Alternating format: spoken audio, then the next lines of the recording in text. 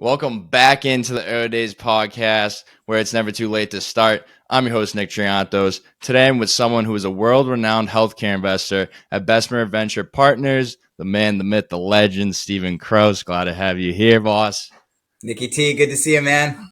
All right, let's wind all the way back to the early days. So tell me about your upbringing. What got you to where you are today? Let's see, upbringing. In some ways, I had a very traditional upbringing. I grew up right outside Hartford, Connecticut, and traditional nuclear family or nuclear. What I mean by that is, mom, dad. I have a sister who's actually 10 and a half years older than me. So, and I guess I was the surprise. My parents tried to have a second for a while, and I came along 10 and a half years later. And had a really great childhood. I think the thing that was different for me that shaped me personally is, I was born in 1976. Actually my sister and I lived two very different childhoods. When she grew up, my dad was, very much kind of the breadwinner of the family, if you will. And my mom, who is like near and dear to my heart, unfortunately lost her to cancer 7 years ago. She was, actually pretty active in the community, had a great college background, but in those days, it was the rare exception where, a woman would be the breadwinner. But when I was born, actually, the roles reversed for my parents, where my mom got hired to be an executive at a local bank, which actually ultimately grew up to be, Fleet Bank here in New England and New York, and then ultimately got acquired by Bank of America. But she basically went to work when I was born, and my dad made the decision to be kind of a stay-at-home dad. I mean, he had a business on the side. He'd work above in our house, but he was always there to pick me up at games and take me to school. And my mom very much was involved in my life, even though she had a really big job. But I think it was like a unique experience for me. And it sort of shaped my view on a lot of issues that are important to me, of equality and diversity and other things in the workforce that my mom you had was a functional family there. So keeps it all together. Yeah. My mom was the one who sort of was out front and became a leader in her community. And, actually I think was the woman's first woman banking executive in America, CEO. Wow. And my dad just made the decision, which was not very, very uncommon then, to take a step back and be the one who, kind of took care of me day to day, even though my mom was very much in my life. That was a very formative experience for me as a person, in terms of kind of seeing the world through a different set of eyes. And so I'd say that shaped me more than anything in my young years. So that was kind of the beginning of my story. But happy to share more. Yeah. So were you closer with your mom, or you just saw that in her? I think I'm very close to my mom. I mean, she passed away. She was my hero. She was sort of the person I would go to, for advice, or when times got tough, she was the one who would, she'd listen to me and provide me, keeps it counsel. Together. Yeah. But my dad, I think, I just have a massive respect for him and for what he chose to do. And so, he taught me a lot of lessons too about what it truly means to be a man, and the sacrifices that you'll make for your family. And, he has some amazing attributes too. Like, the guy was, he's 78, just turned 78, and he's in very good shape for a 78-year-old, because he was always working outside and taught me a lot about manual labor. Can't say that I put a lot of it to use in my career, but I've learned a lot about gardens, and both my parents were into gardening. I used to love to mow my lawn. I worked for my dad. He owned a sand pit, actually, ironically, after he bought a sand pit. So I actually worked on the sand pit. Yeah. Can you imagine, Nicky T? I was actually running a bulldozer. That. Yeah. I was running a bulldozer, hauling sand. That was your nickname, the bulldozer?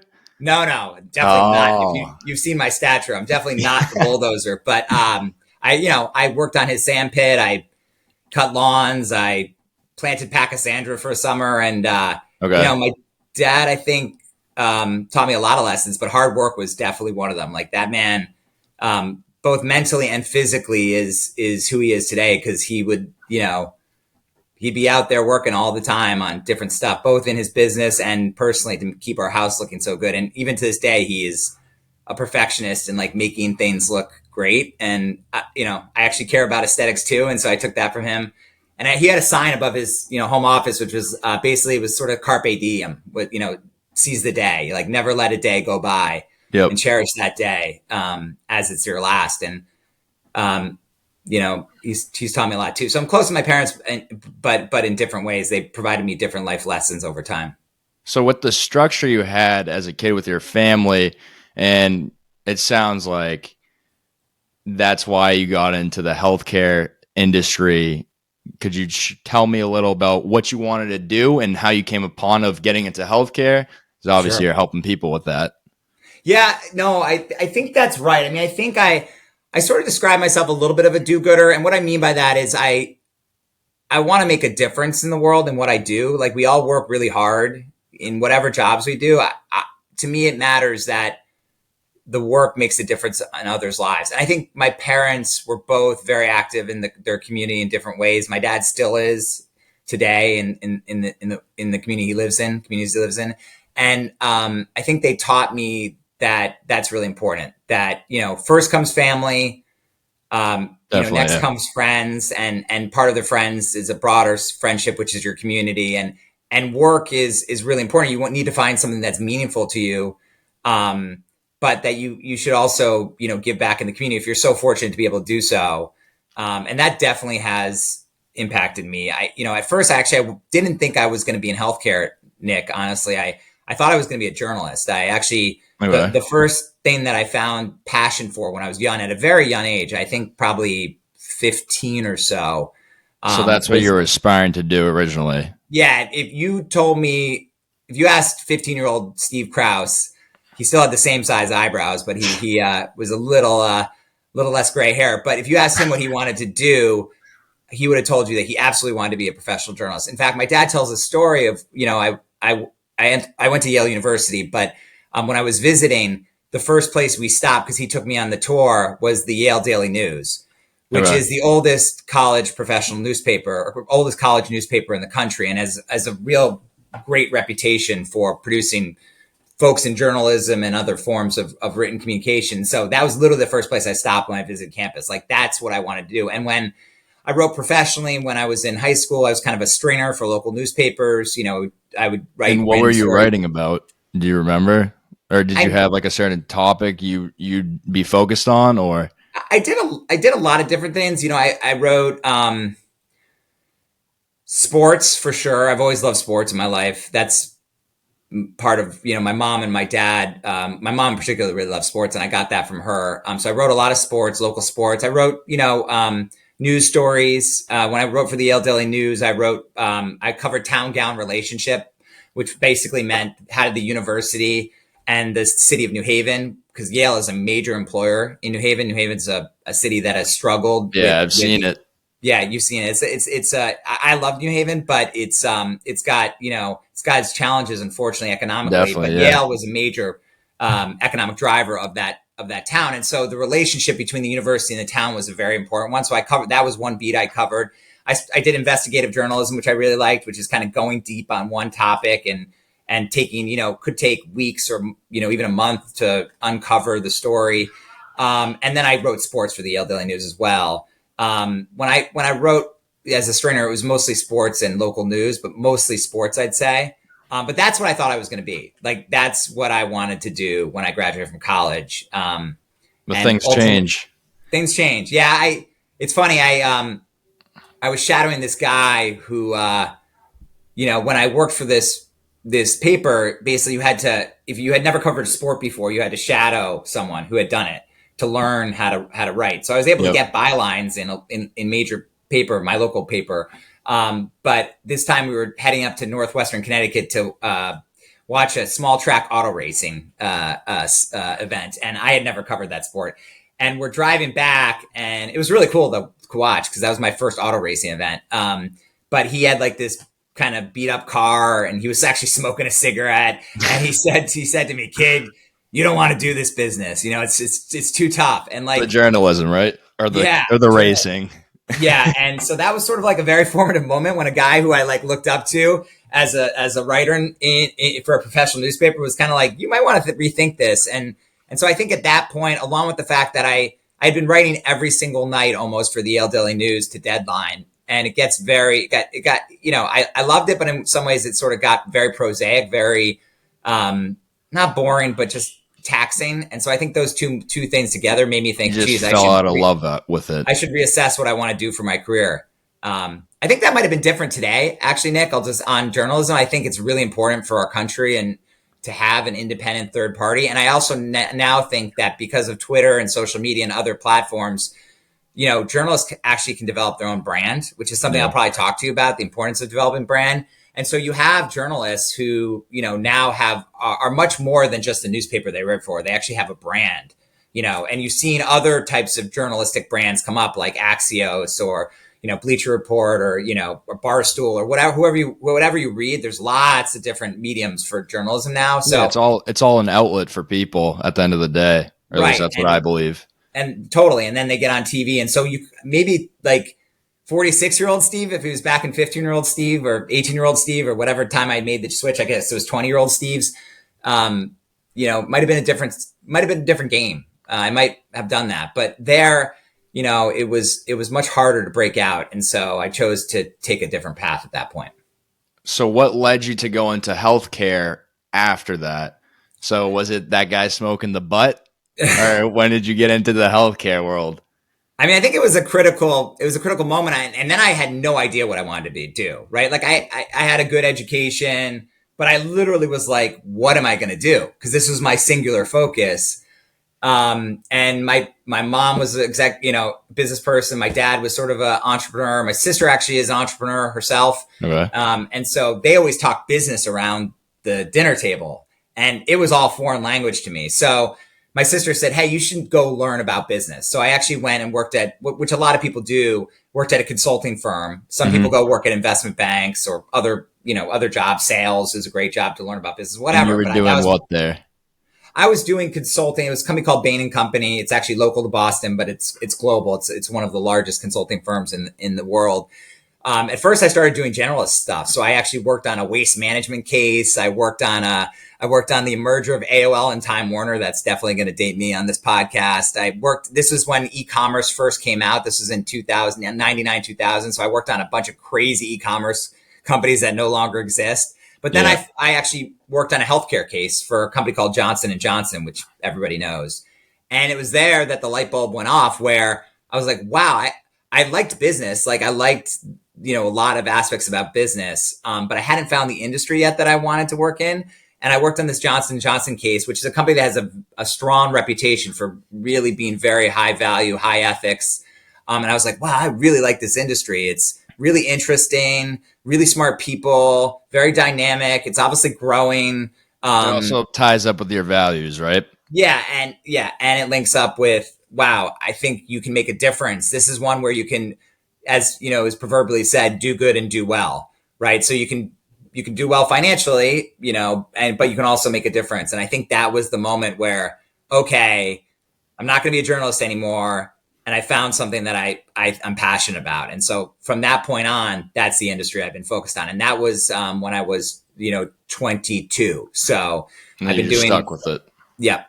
When you were done with journalism and you thought back, like, what the hell am I going to do?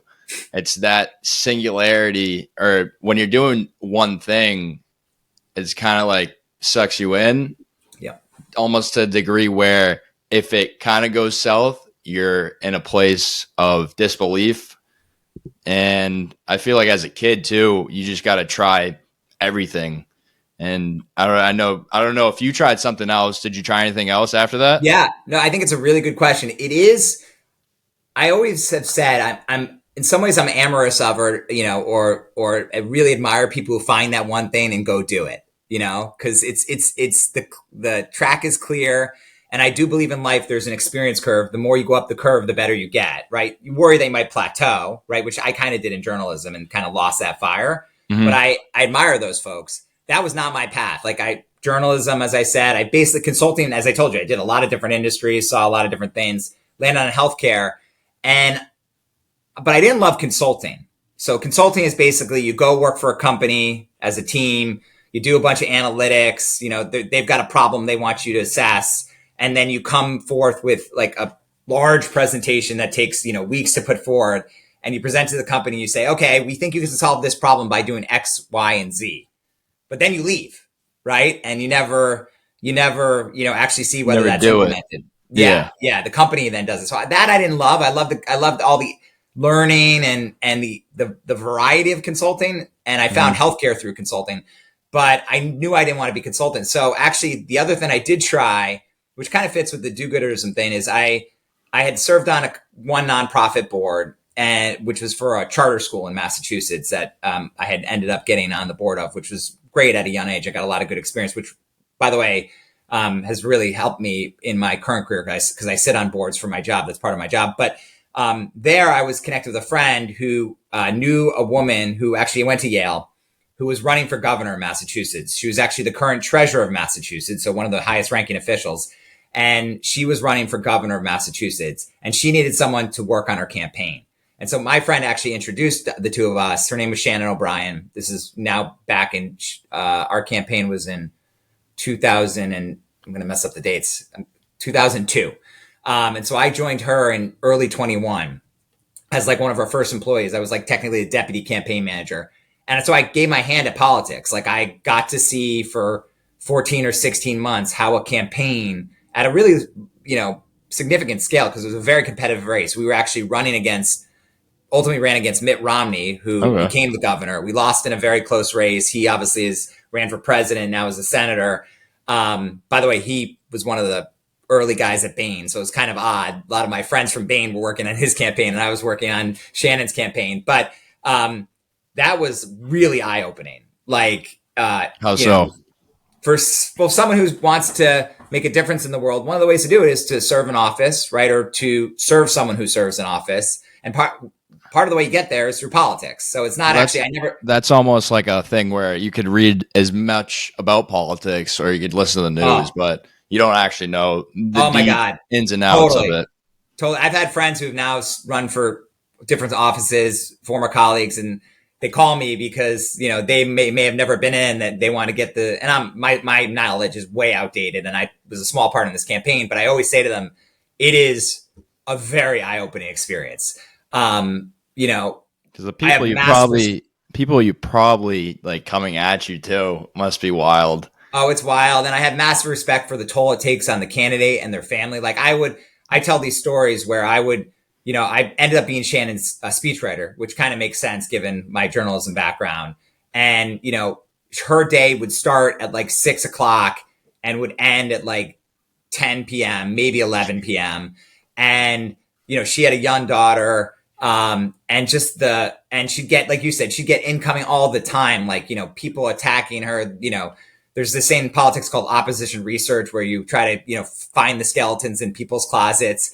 And, to see the fortitude she'd have, both like physically, but also like mentally, and the toll it would take, and just the grind. I mean, every day on, and you're going all over the state of Massachusetts, which, is a small state, but it takes time in a car. Right. And so, I'd get up at 5 and I'd be home by midnight, and I saw the toll it would take on me, and I was young and so I have massive respect for those people who, a lot of people look down on politics, and I get it. And especially in our country right now, but I have massive respect for the people who put regardless of their, and I have a certain politics, but regardless of their politics, I respect people who do it.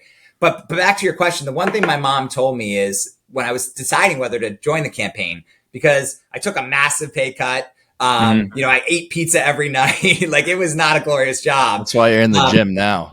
Right now. Yeah. I didn't hit the gym a lot then, but she said, listen, you're 22. Like, no one, is, you're taking care of no one. You don't really have that many expenses. Roll the ball.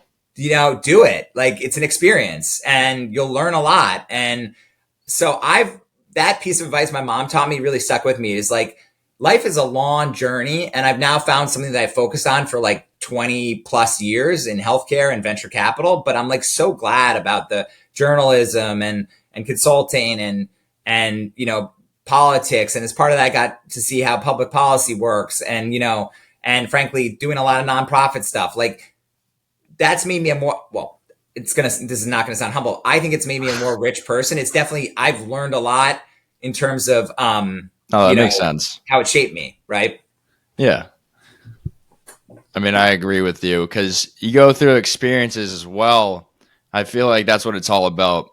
And what you're different, the difference between you and my other guests on this show, actually, you're the first one that just has a corporate job, and there's still similarities in there because what they did, they were able to experience, they were working a job, and it's all about experience at the end of the day and just being able to pick apart what you like to do and how you can provide value for someone else from what your experiences have taught you. Yep. Totally agreed. Yeah. Were there any? I think you got to find what I think you hit on two things. You got to find what really makes you passionate, because like work is work. I mean, it's called work for a reason. It's not play. It's and a lot of times it can't be fun, and it's a lot. So having that passion, I think, is really important. But then I think also like life is about experience, and really for me, experience and everybody else, I think, is like learning from what you've done, particular mistakes, like how you make different decisions. And then I also think it's all learning how to work with other people, and that's where the variety of journalism. I got to see and interview a lot of different people over my time. Working on the campaign, I frankly saw a lot of people who were very different backgrounds from me or my friends, and learn how to work with those folks, right? And you almost have to meet like a certain personality or develop into a certain personality. Yeah, you have to be able to, and I think that's important for anybody in any walk of life. You see it in your job. Like you work with a lot of different personalities, and you got to figure out how to motivate them, how to do. Are they talkative like me, or are they quiet? Do they want to talk to you when they're doing their work? And so I think that's you got to figure out how to meet people where they are in order to make them successful and make yourself successful, right? Were there any other pivotal moments or decisions that you could look back to and say that's where everything shifted in my career or life? Yeah, I think there's two, I'd say, and they both actually have to do with academic settings. I really like academia. I could see myself, in a second career. Not that I'm hopefully leaving Bessemer anytime soon, but like teaching, I really enjoy that. But both have to do with the academic environment. One was when I was a senior in high school, and I went to I was lucky enough to go to a small private school, and I was kind of again, this is not going to sound humble, but it was like I was able to be a bigger fish in a small pond, right? It was like my class was like 90 people, and my teachers knew me, and I thrived there. I loved that school. It was amazing for my upbringing. But I remember I was choosing between Yale, which is in a city, it's a larger university, and a smaller sort of like New England regional school. And my one of my teachers and mentors at the time, Mrs. Haberlin, came up to me when I was walking across the senior green, and she stopped me and she said, "Steve," because I was sort of struggling to make a choice. And she's like, "Steve, what are you doing? Like, you need to go be a small fish in a big pond," and I'll never forget that. Like she didn't have to say that. She just stopped me, and she had the courage. Like she just gave me advice. And I was like, yeah, that's actually will be really formative to me. And by the way, my freshman year at Yale was miserable. Like I was homesick, which is crazy because I lived like 40 minutes away from school, but I was massively homesick. I didn't feel like I felt fit in. Again, not humble. The funny thing is I ended up being like president of my class at Yale. But that was good for me because it like made me out of your comfort zone. It got me out of you were used to being the 1A. Now you're in the ranks. Now I was like nobody. And I didn't have any friends. I didn't feel like I fit in. Like actually some of my best friends were all athletes. I'm clearly not an athlete. I'm a mathlete, as I say. They had a built-in social network because all their buddies were on the soccer team or the baseball team. And I was working at the Yale Daily News, as I told you, like every single night. So I sort of used that as almost a crutch not to be social. And I would call my mom and my sister. I crying a lot, being like, this just isn't working for me. And you know, they were like, my mom was loving and supportive, but she's like, this is the right place for you. You need to like, this is an important moment. You need to like grind it out. Right. And I did ultimately grind it out. And my freshman year stunk, but I went back my sophomore year. I was like, okay, I'm going to like fully, and I sort of pulled back a little bit from the LD news and fully invest in like forming relationships. And now some of my best friends were from Yale, and I had an amazing experience, and I'm so glad I went, but that was a very formative moment. Do you have any like regrets? You said like you weren't like going out, like being social. Yeah, you know, so I'll talk about my other formative In terms moments. of, I'm saying it like this. Sometimes I feel like you could be putting a lot of work in, maybe not seeing results. You feel stressed, or you just keep going at it 100%, and you almost burn out, and you're kind of leaving aside like the social aspects, the fun Yeah. things. Yeah. No, I think I think ultimately I have very little regrets about Yale. I worked really hard. It was an amazing academic experience. I developed lifelong friends. I did what I wanted to do there. If I were to redo it again, and I ultimately went to business school and I chose to do it differently there, I would have spent more time having not just having fun, but like actually taking advantage. I mean, like the speakers who come through in a university like that, you know, like I almost wish I could go again, right? And just go Yeah. like see all the speakers. My friends would call me. It's funny, in exam period, I would literally lock myself in a room for a week. Like I'm someone who has to get all my work done and to feel comfortable. And they call me ISO Kraus because I'd isolate myself for, you know, a week. In I fact, my so best friend who I'm going to see tonight, actually, who's coming in from New York, he like busted down my door, I think twice in college, being like, you have to come out. And I'd be like, no, I'm not coming out because I want to ace my exams. So yeah, in retrospect, I mean, listen, it set me up for, you know, that was, you know, going to school like that and doing well helps you in life. And I don't really have regrets, but I'd love to do it again. And so I went to business school. I was like, I'm going to moderate. Like I still wanted to do well in business school, but I moderated, you know, instead of 75 academics and 25 fun and extracurriculars, I probably got to Split it like up. 50-50. And that was a good balance. And that was my second best decision. I had started working in venture capital. I could have stayed in venture capital, but I decided to go to business school. And frankly, my career hasn't changed. Post business school, I still work in venture capital. I still work in healthcare. But it was an amazing experience. I have even more friends from HBS, Harvard Business School, than I probably do from Yale, even though I have some dear friends from Yale. I was a little older in life, so I had a little bit more perspective going to school. But the best thing that happened there is I met Sarah, who you know, who's my wife, who's definitely the better half, definitely the stronger, more fit half, as you know, Nikki T. And that was, I mean, that's everything. So like, if I hadn't gone to business school, I wouldn't have met her. Or, you know, actually technically we re-met her. We don't have time to tell that story, but, that was life-changing for me. So, you know, that was the other, you know, great decision I made, as it relates to academics and, for non-academic reasons. And I think HBS, I got the moderation right. I think I got the balance right and had a blast, definitely learned a lot, but had a blast and had some amazing experience. Do you think you could have been successful without going to school?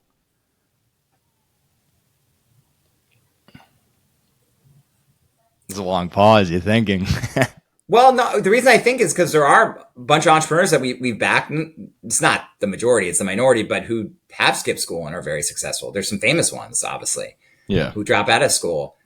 It's probably the traditionalist in me a little bit. Like actually, maybe that's not fair. I don't necessarily know that you need a degree. I don't believe that. I think it's more like my mom's advice.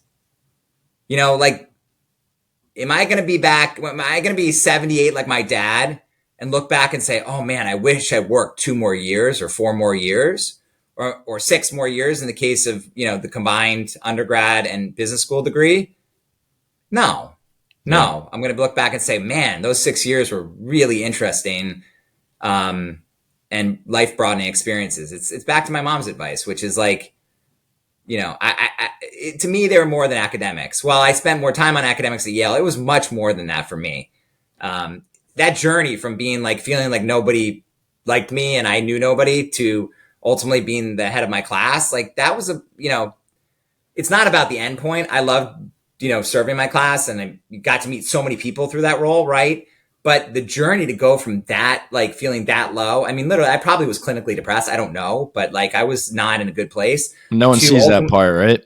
No. Well, my roommate saw the part. My sister, who Yeah. was there for me, dear, saw that part. My mom saw that part. But, that journey is like formative, right? Because it teaches you resiliency. And I think that to me is, and I've had to use resiliency in my life to, like I've had a very blessed life. So lots of people have it a lot harder than I do. I want to acknowledge that. But like, everyone has to find resiliency and bear down. And I think that like proving that that was the first time where I was really challenged like that I could do that I could get over that hump, that I needed to take the risk to go out and meet people, like get out of the room and go to the event where I feel like nobody wants to talk to me. Like that was formative. So I don't think I'll look back at, while other people take other paths, as we talked about, like those 6 years for various different reasons were super valuable to me and super life shaping. What advice would you give to maybe someone going into college or in college that is maybe lost, or where you were, like in a bad place of mind, doesn't know where they're going, maybe picked a career path that they're questioning? Yeah. I think I'd say, listen, if you're in college, you're lucky by definition, because a lot of people can't afford it, can't go to it, so recognize that, right? And take advantage of that. And I'd say, like, I think take your study seriously, and try a lot of different things, but take your study seriously, because I didn't take them seriously, Steve.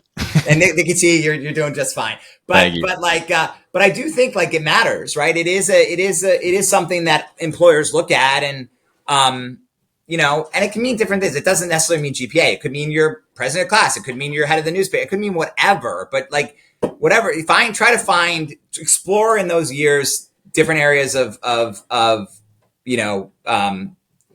focus that you think are interesting. I would say that definitely explore, but take it seriously. But also like realize that your college classmates are going to go on to do great things and very different things. And that's like also, if I were to do a little bit more again in college, I probably would do that. I can tell you my business school classmates, we just had our reunion. Like it's remarkable to see where people are in various different careers. So also don't lose sight of that. Even though you're 18 to 22, these people are going to go do really cool things, and you should know them. What advice, if you can go back, what would you give? What would you tell your younger self? Probably enjoy the ride a little more. Like I take things very serious. I mean, I tell my older self this every day. It's like, I take things very seriously, and I want to do well, for myself, my pride, for my firm, for my family, for my community. I think just like, also, and I tried to do this more and more, is just enjoy the moments too. Like, life is fleeting. Like I look at my son, Charlie, who, is, the other day, he's 10, almost 11. I was like, holy cow, he's going to spend less time in our house than he already has. Right. Yep. Like he's going to hopefully he goes to college when he's 18. Right. Or maybe he becomes a world famous entrepreneur or athlete or whatever he wants to do, skip college. But I'm not going to see him. I've already seen him more than half, or spend time with him probably. I just talked to a friend who we were just talking about kids. He said his oldest just graduated from college, and one of his friends said to him, "You've already spent 90% of the hours that you're going to spend with your kid." Those 90% of mind blowing, and I don't have a kid. Yeah, that's pretty mind blowing. So it's like stuff like that where so now I spend a lot of time with my kids. I try to coach them, and I try to enjoy those moments a lot because they're fleeting. So that's probably the advice I'd give to myself, is enjoy the moment a little bit more. Like I said, I'd love to go back to Yale and maybe work less and go to more of the speakers and things like that.